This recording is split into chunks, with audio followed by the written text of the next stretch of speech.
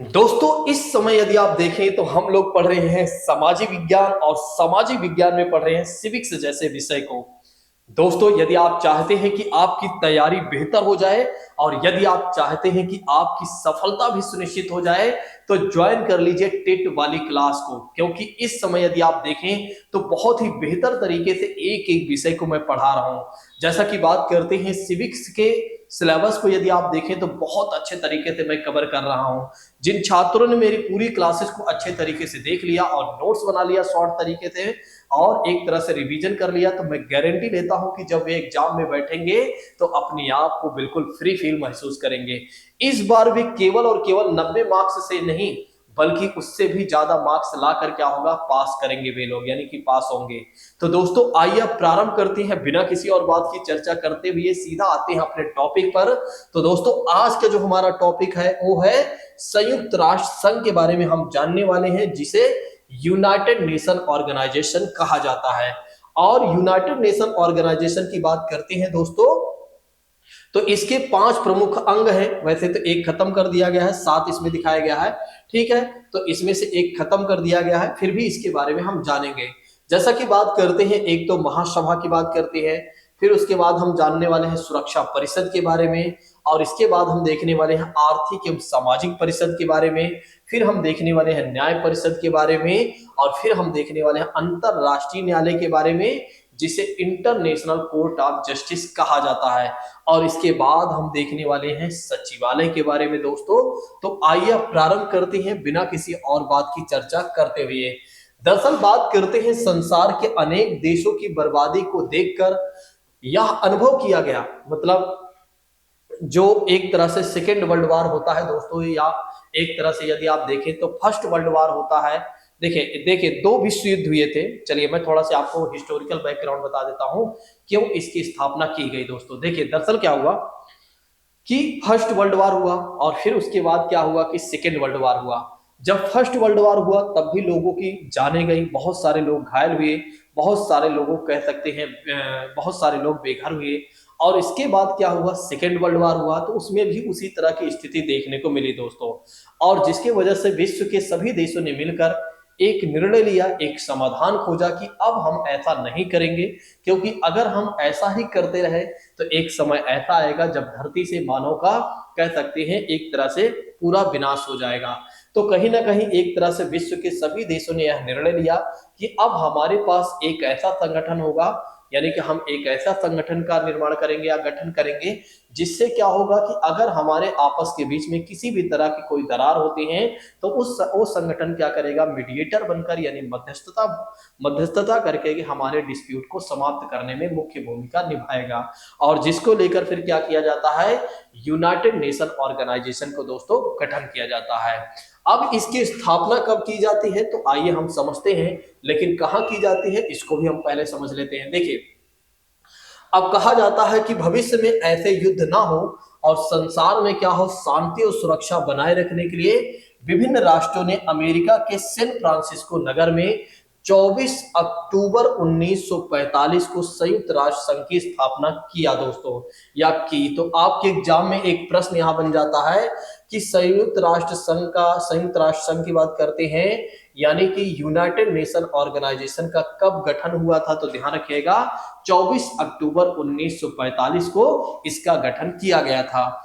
Next बात करते हैं, अगर आप देखें तो दक्षिणी सूडान इसका 193वां सदस्य देश है, यानी कि कहने का मतलब ये है कि इसमें टोटल अगर आप देखें तो 193 सदस्य देश हैं। तो आपके एग्जाम में ये भी पूछा जाता है कि यूनाइटेड नेशन में कुल कितने सदस्य देश हैं, तो ध्यान रखिएगा 193। अगर आपसे ये पूछा जाता है कि अंतिम वो देश कौन सा था जो यूनाइटेड नेशन का सदस्य बना हुआ है, तो ध्यान रखिएगा दक्षिणी सूडान को ध्यान रखिएगा, भूलिएगा नहीं।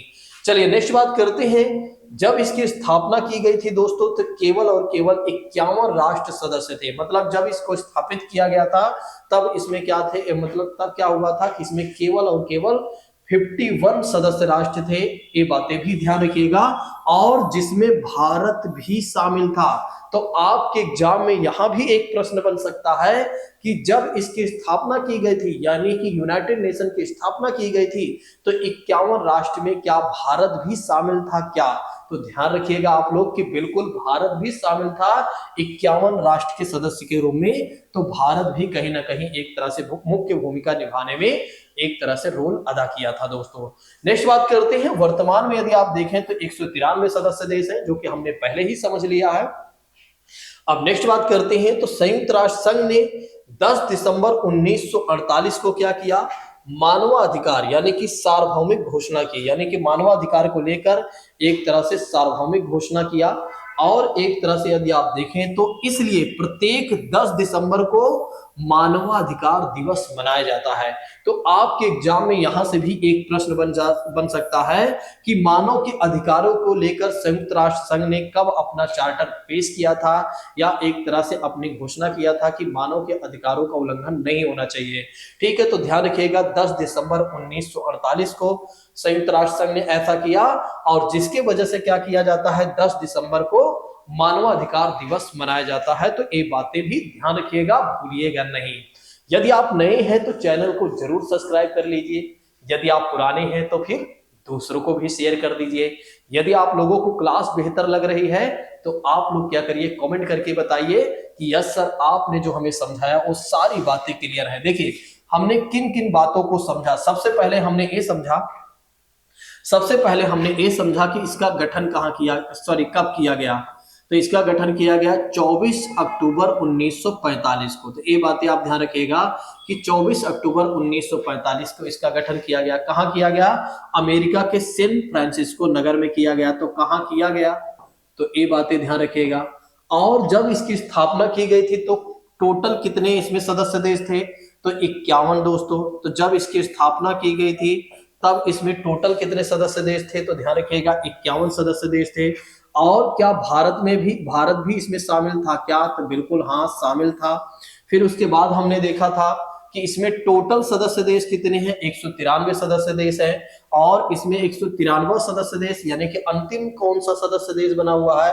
वो है दक्षिणी सूडान बना हुआ है। फिर हमने इसमें ये समझा कि संयुक्त राष्ट्र संघ ने क्या किया, मानवाधिकार को लेकर एक तरह से घोषणा पत्र जारी कर दिया कि अब हमें क्या करना है कि अगर मानव के अधिकारों का उल्लंघन होता है तो एक तरह से सभी देशों के ऊपर कहीं ना कहीं एक तरह से कार्यवाही या एक तरह से सभी देशों के ऊपर दबाव डाला जाएगा, या जिन देशों में मानव के अधिकारों को ध्यान में नहीं रखा जा रहा है या नहीं रखा जाता है तो उन पर हम एक तरह से दबाव डालेंगे या उनको कटघरे में खड़ा करेंगे।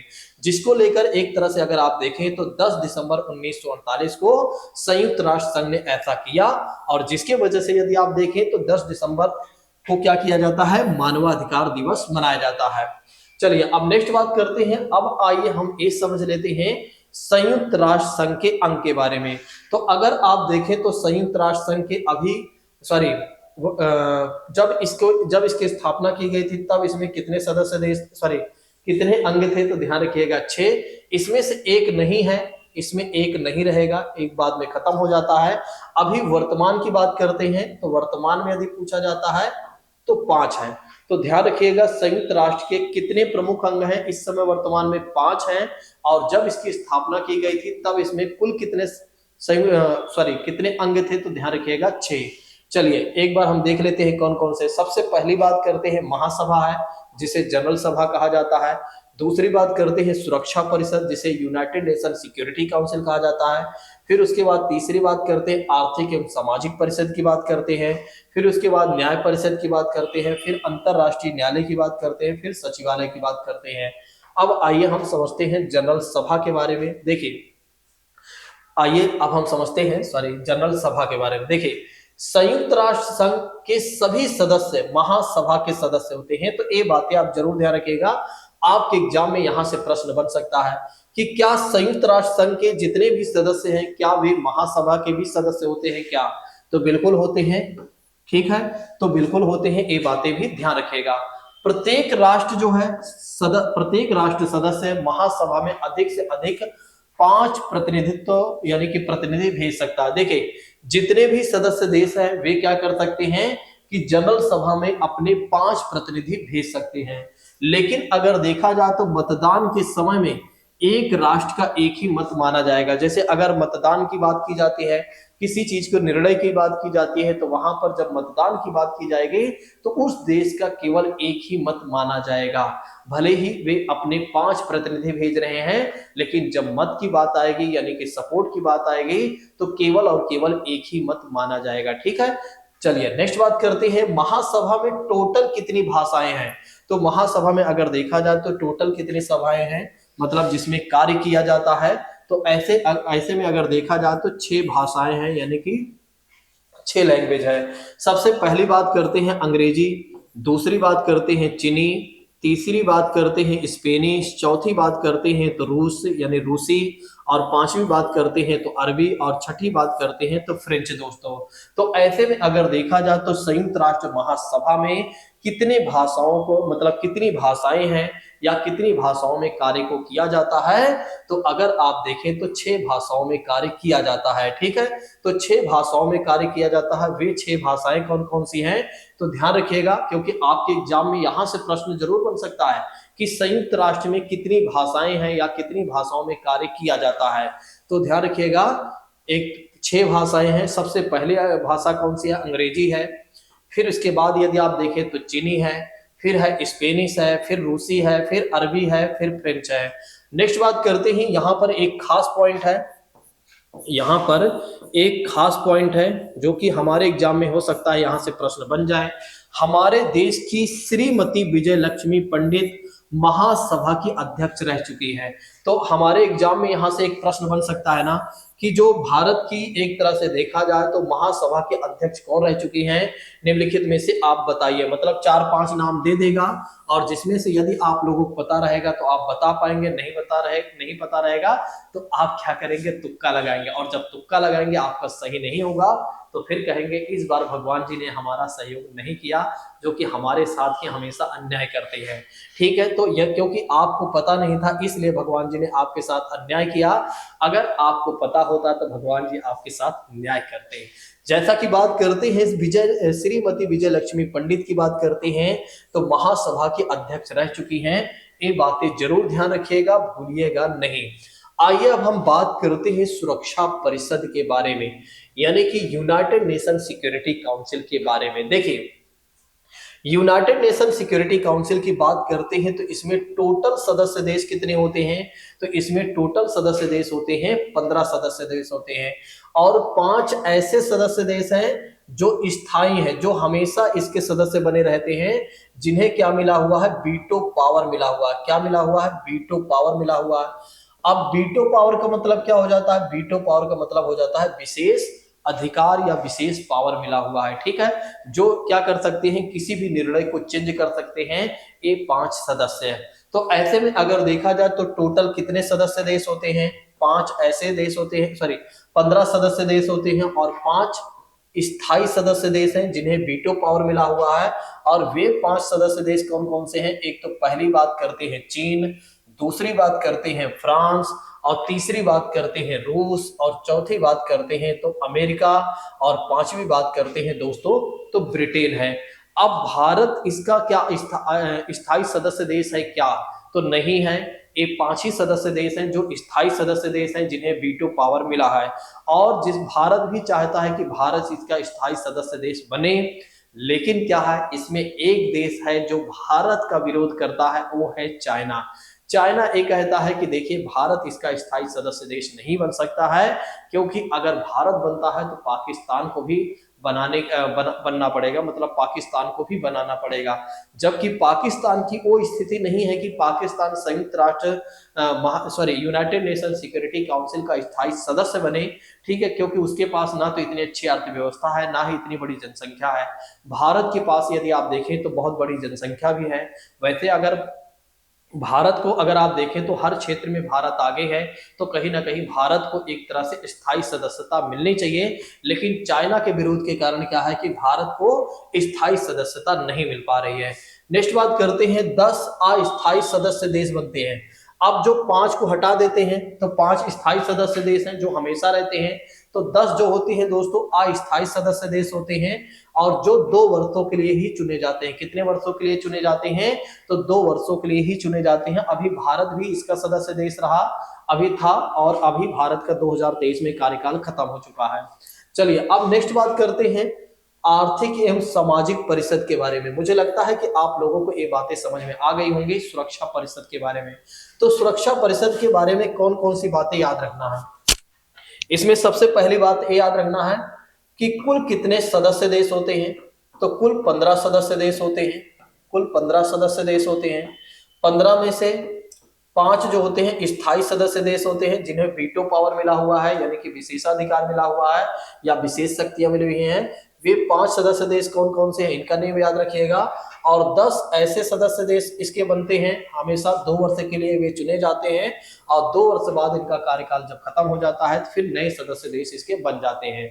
ठीक है, चलिए अब आइए हम बात करते हैं आर्थिक एवं सामाजिक परिषद के बारे में, जिसे इकोनॉमिक एंड सोशल काउंसिल कहा जाता है। जिसे क्या कहा जाता है? इकोनॉमिक एंड सोशल काउंसिल कहा जाता है। अब इसका उद्देश्य क्या है? इसका उद्देश्य अंतरराष्ट्रीय आर्थिक सामाजिक समस्याओं का समाधान करना।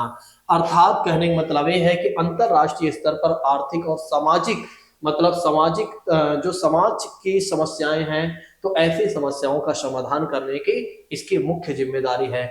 इसका उद्देश्य यह भी है दोस्तों कि जाति, भाषा, धर्म के आधार पर किसी के भी साथ भेदभाव नहीं किया जाना चाहिए, और मानव अधिकार के प्रति विश्व का सम्मान बना रहे, यानी कि विश्व का सम्मान हो। ठीक है, तो बिल्कुल सही बात है। हर देश को ये समझाने का प्रयास करता है देखिए कि आर्थिक रूप से समानता रहे, और आर्थिक रूप से अगर कोई समस्या होती है तो हम आपकी मदद करते हैं। सामाजिक रूप से अगर आपके देश में कोई विषमता है तो उसमें भी हम मदद करते हैं। और हर देश को यही कहता है, हर देश को यही निर्देश देता है कि देखिए हम सभी लोगों को इस बात को समझना होगा कि हमें अपने देश में किसी भी तरह का डिस्क्रिमिनेशन नहीं होने देना है, ना तो जाति के आधार पर, ना तो धर्म के आधार पर, ना ही समुदाय के आधार पर, ना ही लिंग के आधार पर। कुल मिलाकर यह संस्था ये कहती है सभी देशों से कि देखिए हमें इस बात को समझना होगा कि हमारे देश में हमारे ही लोगों के बीच में एक तरह से किसी भी तरह के कोई डिस्क्रिमिनेशन नहीं होना चाहिए। यहाँ तक कि एक तरह से एक देश का व्यक्ति दूसरे देश में जाता है तो उसके साथ भी किसी तरह से कोई भेदभाव ना हो, यानी कि भेदभाव नहीं होना चाहिए। इस बात को हमें समझना चाहिए। ऐसा कौन कह रहा है? तो ऐसा कह रहा है आर्थिक एवं सामाजिक परिषद, क्योंकि इसकी जिम्मेदारी है दोस्तों, इसे यह जिम्मेदारी दी गई है। चलिए अब आइए बात करते हैं ट्रस्टीशिप परिषद की बात करते हैं, जिसे न्याय परिषद या एक तरह से न्यास परिषद भी कहा जाता है। ठीक है, तो ऐसे में अगर देखा जाए तो विश्व युद्ध के बाद 11 ऐसे राज्य थे जिन पर दूसरे राज्य का शासन था। मतलब सेकेंड वर्ल्ड वॉर के बाद क्या होता है, एक तरह से यदि आप देखें तो 11 ऐसे राज्य होते हैं जिन पर दूसरे देश का शासन होता है, और न्यास परिषद का उद्देश्य होता है ऐसे 11 राज्यों को स्वतंत्र कराने में सहायता देना। और इसने सफलता भी प्राप्त किया, और जिसके वजह से क्या हुआ दोस्तों, जब इसने ऐसी सफलता प्राप्त कर लिया तब इस जो एक मतलब एक तरह से ट्रस्टीशिप परिषद है, इसको क्या कर दिया जाता है, खत्म कर दिया जाता है। जिसकी वजह से अभी वर्तमान में यदि आप देखें तो हमारे पास टोटल मिलाकर कितने संयुक्त राष्ट्र के प्रमुख अंग हैं, तो 5 हैं, जो कि हमने आपको पहले ही बता दिया हुआ है। देखिए यहाँ पर आप देख सकते हैं, हमने आपको बताया हुआ था कि ये संस्था आगे चलकर खत्म हो जाएगी। अभी वर्तमान में हमारे पास केवल और केवल यही 5 है। ठीक, तो भूलिएगा नहीं। अब इसका काम क्या था, मैंने आपको बता ही दिया कि जो देश एक तरह से मतलब स्वतंत्र नहीं थे, इसने क्या किया, उन देशों को स्वतंत्र कराने में महत्वपूर्ण भूमिका निभाई। और जिसके बाद फिर क्या हुआ, इसका एक तरह से जिस उद्देश्य के लिए इसका गठन किया गया था, उसके बाद इसे एक तरह से निरस्त कर दिया जाता है, यानी कि खत्म कर दिया जाता है। चलिए अब आइए हम बात करते हैं international court of justice. International court of justice जिसे बोला जाता है अंतरराष्ट्रीय न्यायालय बोला जाता है। इसमें यदि आप देखें तो 15 न्यायाधीश होते हैं। कितने न्यायाधीश होते हैं? तो ध्यान रखिएगा आप लोग, 15 न्यायाधीश होते हैं, और जो कि 9 वर्षों के लिए चुने जाते हैं। कितने वर्षों के लिए चुने जाते हैं? तो 9 वर्षों के लिए चुने जाते हैं। और इसका मुख्यालय कहां पर है? तो इसका मुख्यालय है या ये न्यायालय कहां पर स्थित है? नीदरलैंड के हेग में स्थित है। तो नीदरलैंड के हेग नगर में स्थित है। अंतरराष्ट्रीय न्यायालय में भारतीय न्यायशास्त्री BN राव, नगेंद्र सिंह और RS पाठक रह चुके हैं इसके न्यायाधीश। और वर्तमान में यदि आप देखें तो श्री दलवीर भंडारी जी इसके न्यायाधीश हैं। तो ये बातें आप जरूर ध्यान रखिएगा, भूलिएगा नहीं। देखिए, अंतरराष्ट्रीय न्यायालय का काम क्या होता है, जब किसी देश के बीच में किसी भी तरह का डिस्प्यूट हो जाता है, जैसे अभी आपने सुना था पाकिस्तान में क्या हुआ था कुछ साल पहले, एक लोग थे जिन्हें पाकिस्तान की सरकार ने क्या किया था, फांसी की सजा दे दिया था, जो कि भारत देश का नागरिक था। तो भारत ने अपनी एक तरह से अपनी जो याचिका थी वो ICJ में डाल दिया, इंटरनेशनल कोर्ट ऑफ जस्टिस में डाल दिया कि देखो एक तरह से पाकिस्तान गलत कर रहा है, आप इसका न्याय कीजिए। तो कहीं ना कहीं फिर वो चीजें जब अंतरराष्ट्रीय स्तर पर मामला चला जाता है या उस कोर्ट में चला जाता है, तो फिर क्या होता है कि वो कोर्ट मतलब एक तरह से चीजों को सुलझाता है या निपटारा कराता है कि क्या सही है और क्या गलत है, तो उसका निर्धारण ये करता है। ठीक है, तो ऐसे में अगर देखा जाए तो आपके एग्जाम में प्रश्न पूछा ये जा सकता है कि टोटल इसमें न्यायाधीश कितने होते हैं। तो टोटल इसमें न्यायाधीश कितने होते हैं, तो टोटल इसमें न्यायाधीश होते हैं 15 होते हैं। सॉरी, नेक्स्ट बात करते हैं, कितने वर्षों के लिए चुने जाते हैं, कितने वर्षों के लिए चुने जाते हैं, तो 9 वर्षों के लिए चुने जाते हैं। ऐसे ही नोट्स बनाइएगा आप लोग। अभी इसमें कौन, भारत के कौन कौन से लोग इसमें जज रह चुके हैं या न्यायाधीश रह चुके हैं। एक तो पहली बात करते हैं BN राव की बात करते हैं, BN राव की बात करते हैं। दूसरी बात करते हैं नगेंद्र सिंह की बात कर सकते हैं। तीसरी बात करते हैं RS पाठक की बात करते हैं। और वर्तमान में यदि आप देखें तो दलवीर सिंह भंडारी। बस इतनी बातें आपको अपने नोट्स में लिखना है कि इंटरनेशनल कोर्ट ऑफ जस्टिस में टोटल न्यायाधीश कितने होते हैं, 15 होते हैं। इनका कार्यकाल कितने समय के लिए होता है, तो 9 वर्ष के लिए होता है। फिर यदि पूछा जाता है आपके एग्जाम में कि कौन कौन इसके न्यायाधीश रह चुके हैं, तो इनका नेम याद रख लीजिएगा बस। अब आइए हम बात कर लेते हैं सचिवालय के बारे में, यानी कि सेक्रेटरीट के बारे में आइए हम बात कर लेते हैं। तो ये संयुक्त राष्ट्र का दैनिक कार्य करता है, मतलब सचिवालय का काम ये होता है कि एक तरह से यदि आप देखें तो संयुक्त राष्ट्र के जो रोजमर्रा के काम होते हैं उसको ये करता है। और इसका सर्वोच्च अधिकारी जो होता है उसे क्या कहा जाता है, महासचिव कहा जाता है, जो सुरक्षा परिषद की सहमति से महासभा या 5 साल के लिए क्या होता है उन्हें चुनती है। तो ध्यान रखिएगा आप लोग, संयुक्त राष्ट्र का जो सचिवालय है वो क्या करता है, दैनिक कार्य करता है। और इसमें एक सर्वोच्च अधिकारी होता है जिसे क्या कहा जाता है, महासचिव कहा जाता है। और जिसकी एक तरह से जिसको चुनने के लिए सुरक्षा परिषद चुनती है या सुरक्षा परिषद से जिसे चुना जाता है, और जिसका कार्यकाल कितने समय के लिए होता है, 5 वर्ष के लिए होता है। अभी यदि आप देखें तो वर्तमान में इसके महासचिव जो है पुर्तगाल के एंटोनियो गुटरेस है। तो हो सकता है कि आपके एग्जाम में ये प्रश्न पूछा जाए, तो आप थोड़ा सा ध्यान रखिएगा। बाकी तो इतना ज्यादा नहीं पूछा जाएगा, इतना डीप अगर पूछा भी गया तो मैंने आपको बता दिया है, आप बता दीजिएगा। चलिए अब आइए हम बात कर लेते हैं कि भारत को संयुक्त राष्ट्र संघ से मिला सहयोग। मतलब संयुक्त राष्ट्र संघ ने एक तरह से यदि आप देखें तो भारत को कहीं ना कहीं सहयोग किया हुआ है। ऐसे में अगर देखा जाए तो एक और संगठन है दोस्तों, वो है खाद्य और कृषि संगठन की बात करते हैं, जिसे फूड एंड एग्रीकल्चर ऑर्गेनाइजेशन कहा जाता है। तो भारत के तराई प्रदेशों को कृषि योग्य बनाने में सहायता किया इसने, और राजस्थान के भूमि क्षरण को भी रोकने में इसने प्रयास किया था। ये बातें भी आप ध्यान रखिएगा। नेक्स्ट बात करते हैं यूनेस्को की बात करते हैं। यूनेस्को जो है शिक्षा के प्रसार में सहायता कर रही है। तो यूनेस्को की बात करते हैं तो भारत में एजुकेशन के सिस्टम को बेहतर करने के लिए यूनेस्को संस्था जो है इसकी सहायता कर रही है, किसकी, भारत की सहायता कर रही है। नेक्स्ट बात करते हैं विश्व बैंक की बात करते हैं। वर्ल्ड बैंक ने हमारी पंचवर्षीय योजना के लिए ऋण भी दिए हैं, और इसके अंतर्गत हमने क्या किया, शिक्षा, स्वास्थ्य, सड़क, इसको हमने बेहतर किया। फिर बात करते हैं सार्वजनिक स्वास्थ्य की बात करते हैं, यानी कि जो हेल्थ की बात करते हैं उसको उसमें उन्नत करने के लिए WHO ने भी एक तरह से हमारी सहायता किया हुआ है। WHO का मतलब हो जाता है वर्ल्ड हेल्थ ऑर्गेनाइजेशन, जिसे क्या कहा जाता है, विश्व स्वास्थ्य संगठन कहा जाता है। अब नेक्स्ट बात कर लेते हैं, यहां से क्वेश्चन हमारे एग्जाम में बन सकते हैं, तो ध्यान रखिएगा। जैसा कि बात करते हैं मलेरिया की बात करते हैं। मलेरिया जो है पोलियो उन्मूलन यानी विश्व स्वास्थ्य संगठन की देन है। WHO ने क्या किया है, WHO की देन है, जिसने मलेरिया को खत्म कराने में मुख्य भूमिका निभाई है। तो ऐसे में अगर आप देखें तो भारत में यदि आप देखें तो कह सकते हैं मलेरिया का उतना ज्यादा प्रकोप नहीं देखने मिलता है। सॉरी, मलेरिया और पोलियो की बात करते हैं। वैसे तो पोलियो मुक्त हो चुका है भारत पूरी तरीके से, अब थोड़ा बहुत 1-8% है तो इसे मुक्त ही माना जाएगा। तो भारत में अब पोलियो से कोई भी एक तरह से नहीं मरता है। तो इसको खत्म कराने में डब्ल्यूएचओ ने महत्वपूर्ण एक तरह से कह सकते हैं भूमिका निभाई। और मलेरिया का भी उतना ज्यादा भारत में प्रकोप नहीं देखने को मिलता है।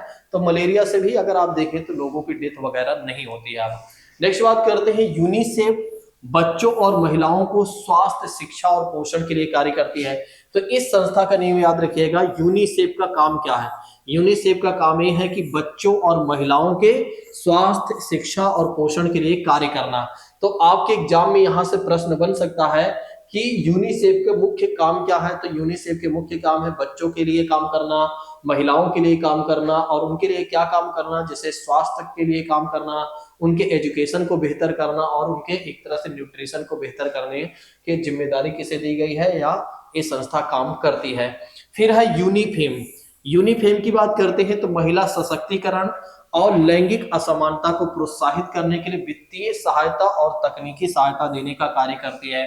तो यूनिफेम का काम क्या है? यूनिफेम का एक काम है कि एक तरह से महिलाओं को सशक्त करना, और इतना ही नहीं, लैंगिक समानता को भी प्रोत्साहन देना। देखिए, लैंगिक समानता का मतलब ये हो जाता है, जैसे हमारे देश में अगर आप देखा जाए या विश्व के कई देशों में या सभी देशों में लगभग लगभग यदि आप देखें तो वो महिला और पुरुष के प्रति कहीं ना कहीं असमानता देखने को मिली है।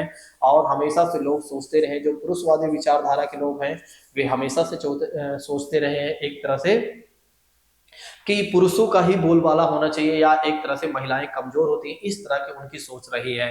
ठीक है, तो ये बातें ध्यान रखिएगा। तो महिला सशक्तिकरण और लैंगिक समानता को प्रोत्साहन करने के लिए वित्तीय एवं तकनीकी सहायता देने के लिए ये संस्था कार्य करती रही। यूनिफेम की बात करते हैं। ठीक है, तो एक तरह से यदि आप देखें तो हमारे देश की बात करें तो यहाँ पर कुछ ज्यादा ही रहा है हमेशा से कि महिलाओं को नीचा दिखाना और पुरुषों को ऊपर दिखाना, यानी कि हमेशा ही एक तरह से यदि आप देखें तो पुरुष जो है अपने आप को हमेशा ताकतवर समझते रहे और महिलाओं को हमेशा कमजोर समझते रहे। जैसा कि लोगों ने कहा कि एक तरह से महिलाएं इस काम को नहीं कर सकती हैं, महिलाएं उस काम को नहीं कर सकती हैं, महिलाएं वोट नहीं दे सकती हैं। इन सब चीजों को लेकर हमारे देश में हमेशा से पूर्वाग्रह या एक तरह से रूढ़िवादिता बनी रही। लेकिन महिलाओं ने हर चीजें करके दिखाया और एक तरह से समानता के अधिकार को भी उन्होंने पाया। और एक तरह से अब यदि आप देखें तो महिलाएं जो हैं पुरुषों से कदम और कंधे से कंधे मिलाकर चल रही हैं, जो कि हमारे देश के लिए गर्व की बात है। और हमारे ही देश की बात नहीं बल्कि विश्व के लिए भी गर्व की बात है दोस्तों। तो ऐसे में अगर देखा जाए तो आज के विषय में यदि आप देखें तो हमने आपको बता दिया यूनाइटेड नेशन ऑर्गेनाइजेशन के बारे में और इसके प्रमुख अंग के बारे में। अब हम जानने वाले हैं अगली क्लास में सार्क संगठन के बारे में, आसियान के बारे में, और इक्वालिटी और दलित किसे कहा जाता है इसके बारे में हम समझने वाले हैं। देखिए, आप लोगों से मैं यही कहना चाहूंगा, यदि आप तैयारी कर रहे हैं तो अच्छे तरीके से तैयारी कर लीजिए, अगर नहीं कर रहे हैं तो बंद कर दीजिए, यही बेहतर होगा। क्योंकि आप क्या कर रहे हैं कि गोरिल्ला पद्धति से पढ़ते हैं, आज पढ़ेंगे कल नहीं, मतलब आज पढ़ते हैं कल नहीं पढ़ते हैं, फिर परसों पढ़ लेते हैं, फिर 4 दिन बाद पढ़ लेते हैं, तो ये गलत बातें हैं। आपको ऐसा नहीं करना चाहिए। यदि पढ़ना है तो ढंग से पढ़ लीजिए, नहीं पढ़ना है तो बंद कर दीजिए, बोल दीजिए मुझे सीटेट वेटेट के एग्जाम नहीं देना है, ये सब फालतू के काम है, अब हमें फंसना और फंसाना नहीं है। तो फिर ये चीजें बंद कर दीजिए। लेकिन अगर आप चाहते हैं कि सीटेट का एग्जाम आपका निकले तो हर एक क्लास को अच्छे तरीके से देखिए और बिल्कुल शॉर्ट तरीके से आप नोट्स बनाते चलिए और रिवीजन करते चलिए, प्रैक्टिस करते चलिए, बस दैट्स इट, आराम से आपका हो जाएगा। ठीक है, अगर आपको भटकना है तो आप भटकते रहिए, बाकी जिंदगी आपकी है, एग्जाम आपका है, चुनना आपको है, क्या करना है वो आप देख लीजिए। हम मिलते हैं अगली क्लास में। Thank you so much. जय हिंद दोस्तों, take care all of you.